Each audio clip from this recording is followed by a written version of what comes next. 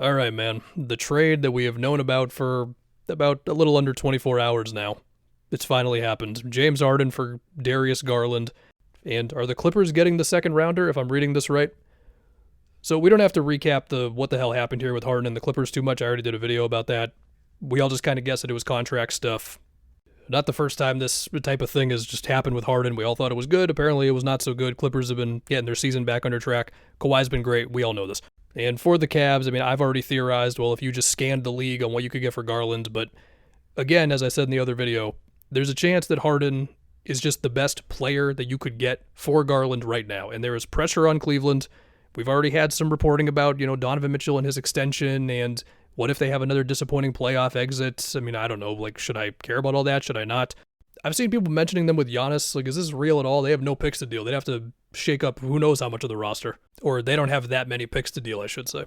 It is still just really wild and very risky to have this much of a jump in age. I mean, the bad outcome here for Cleveland is the Harden era just doesn't get to where they want it to get to, which is the final strip. I mean, that's what you've committed to after the Mitchell trade. And then you just see Garland be awesome for year after year after year with the Clippers. And so if you are looking to shake things up, as Garland continues to have these toe injuries, give yourself a little bit more financial freedom just because Harden's contract is shorter than Garland's. I don't know what to expect on a potential Harden-Cleveland negotiation in the offseason, and give yourself a better player. I mean, Harden, the guy's been one of the best offensive organizers for who knows how long at this point.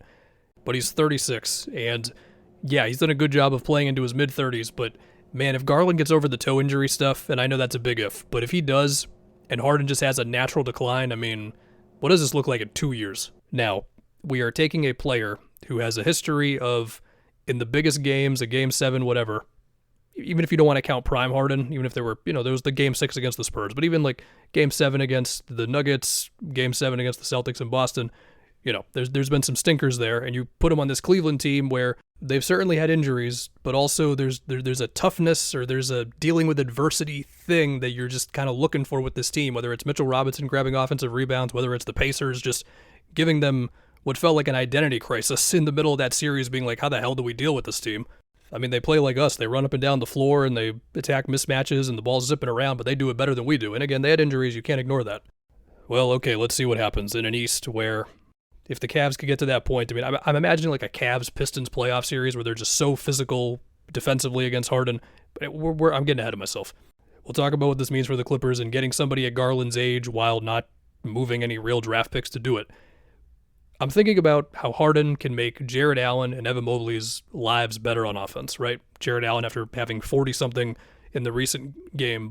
So Garland at his peak last season, just pushing the pace so much, definitely had that Cavs offense going to a different level, right? Like he was maybe not putting up the same assist totals as Harden was, but at the same time, it was quick hit-ahead passes that would lead to a good shot, or as I keep saying, just putting pressure on opposing bigs so much because of how good of a pull-up three-point shooter he was.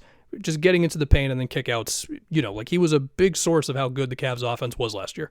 But as far as specifically hitting a big guy on a pocket pass or on a lob or whatever and just making one big just get a few more easy baskets a game, there's not many guys who do it better than Harden does.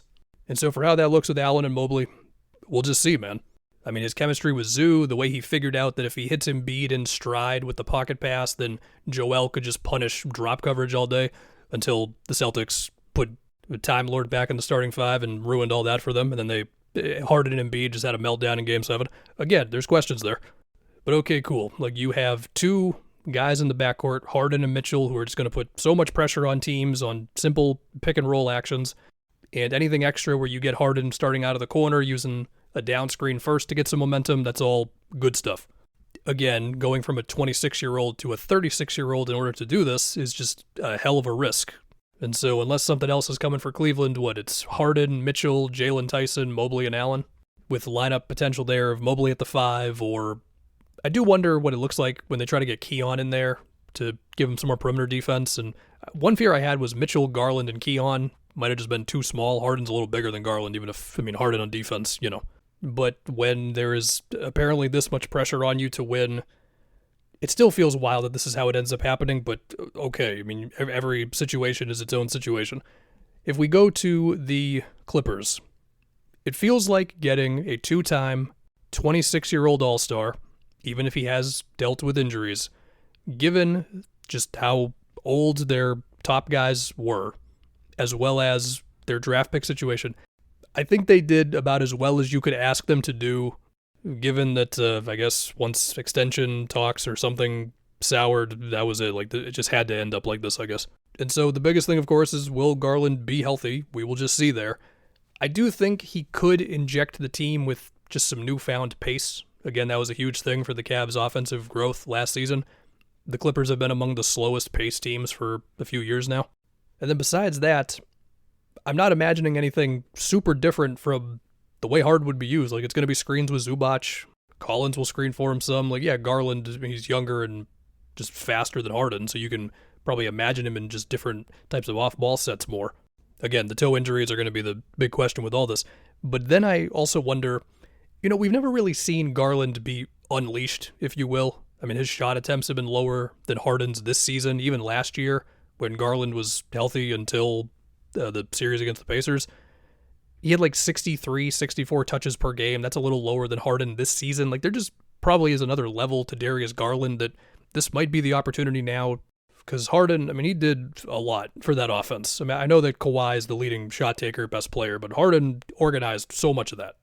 So we'll see with all that. But the biggest thing still is just getting a 26-year-old Darius Garland, where before this deal, you had no sights of a future. Well, Kobe Sanders and Kobe Brown, I'll give you that. But there was not like a high-end future thing going on here.